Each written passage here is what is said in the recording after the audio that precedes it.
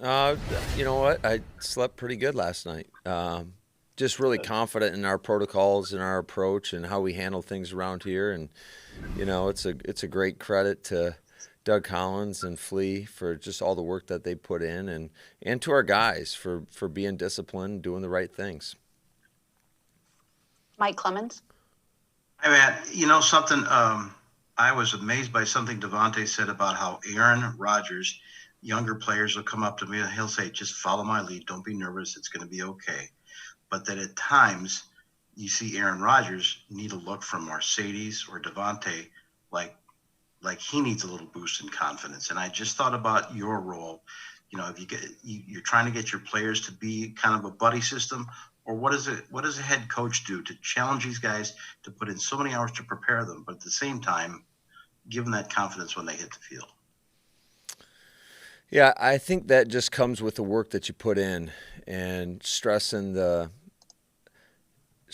the good things that each individual has done this year. And I do think that what's great about football is I think naturally, whether you're a coach or you're a player, you do put pressure on yourself because you want to go out there and perform well. But if you kind of take a step back and look around and see how many other guys are out there with you, and it alleviates some of that. So it's always great to have veteran leadership like Aaron, like Devontae, Mercedes, Corey Linsley. I could go on and on and on.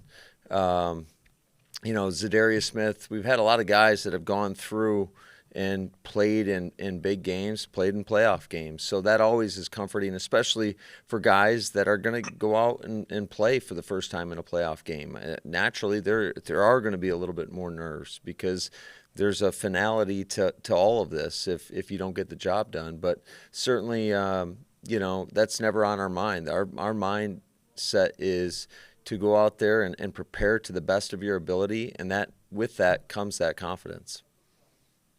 Wes Hodgwitz. Hey, Matt. Excuse me. Matt was asking a lot of the players yesterday about swagger and kind of, players that exemplify that. And basically to a man, they all said Jair. I know that's important. Confidence is important for any position, but his spot specifically, how big is that, the way he carries himself and just kind of his approach to that cornerback position? Yeah, I think I like to call it swag, not swagger, but I just think that comes with it. It's that's a tough position to play.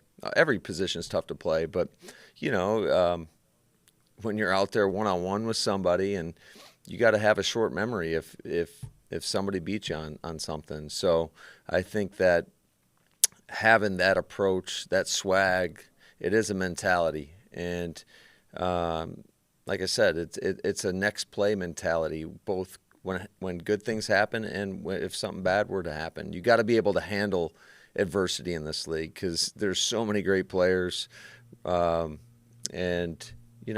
everybody's going to get theirs every now and again. But it's that mentality to fight through and overcome. Aaron Nagler. Coach, over wildcard weekend, we saw a couple of coaches who are known for being pretty darn aggressive, in Vrabel and Tomlin, punt away in short yardage situations on fourth down. You yourself, Mr. All Gas No Break, punted on 4th and 1 in the championship game last year. How much harder is it in a playoff setting when you're making that decision? I know in the past you've talked about using your gut, talking to the numbers guys, etc. How much does that ramp up the difficulty of that decision in a playoff game? Yeah, I think it's always difficult. I think a lot of it is just, how confident are you in the ability to get it done, and who you're playing, how's your special teams playing, how's your defense playing. So I think there's a lot of factors that go into that, regardless whether it's a regular season game or a playoff type game. But certainly I think that we're always going to be pretty aggressive on that approach, but or at least we have been this year up to this point. So hopefully we can continue with that. Tom Silverstein. Hey, Matt. A nice day outside today. I'm going to test your memory a little bit.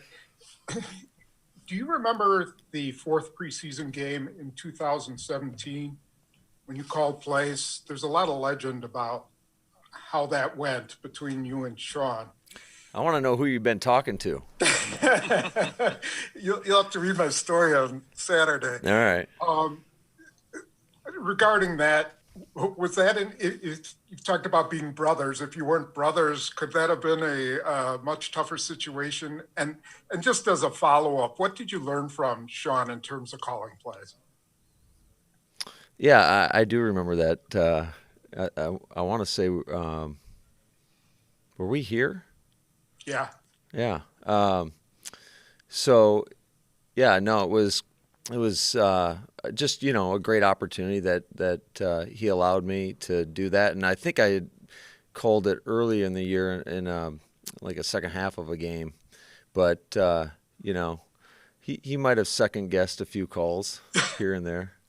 But that's par for the course because I would always get him sometimes as well. But what was the second part of that question? Was just what did you learn in terms of calling plays from him? I think that there's so much.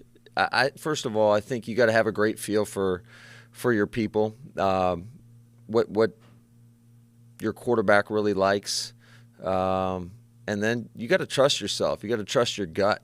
And one thing that I always admired about Sean is just his aggressive mentality, his aggressive approach, and he was always going to do things that put our team, in the best position possible.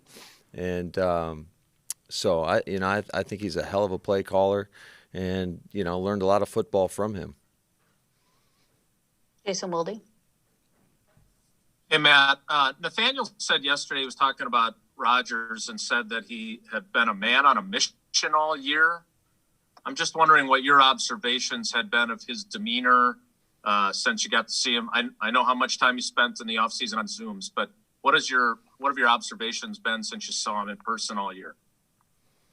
Yeah, he's had a great approach. He's had a great attitude. He definitely is. He's our leader, and he does such a great job on a daily basis, making sure that everybody's on the details. He definitely owns the details, and it's been a lot of fun, this whole process, and we want to just keep it going. Bill Huber. Hi, Matt. The Rams just ruled out Wolford like a minute ago. This late in the game, does that news matter to you at all, or are you guys pretty well set?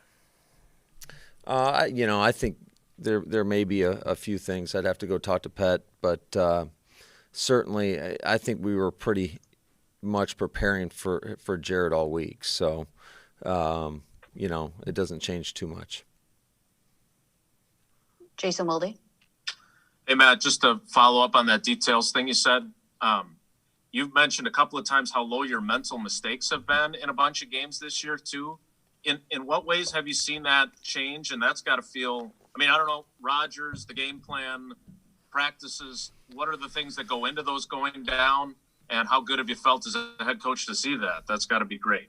Yeah, it gives you a chance to go out there and be successful, and I think that's a credit to our players, just really owning the material. I think it starts with our coaching staff as well. I look at the job that Nathaniel Hackett's done, making sure that we stick to our core concepts.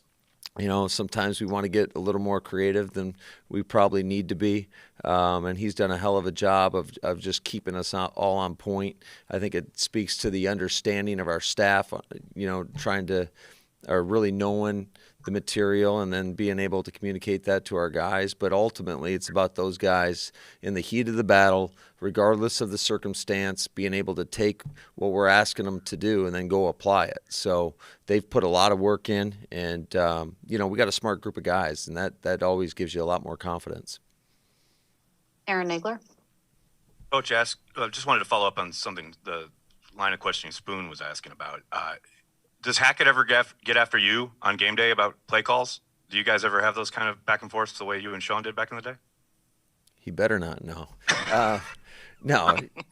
I think we're always pretty critical, and never in the heat of the battle, because you don't want to get somebody, mess with their head too much. I think there's a lot of communication on our headset, and I would be fooling everybody if I said it was just a one-man show there. I mean, it's a collective effort, and I mean that. Like, if somebody sees something, and this is what I love about our staff, is they don't hold back. And then it's, ultimately on me to decide whether or not we should go that route. But every one of these guys on offense has input, and they do a hell of a job. Definitely lean on these guys at all times throughout the week and on game day. And just really, really fortunate to be around such a number one, a great group of guys, but also guys that really dig and know what they're seeing. I totally trust what they're seeing, and it's definitely beneficial for us all. Phil Huber. Hi, Matt. You've been on the road with some of these limited crowd games. So can having 6,000 fans in your favor make a difference on Saturday?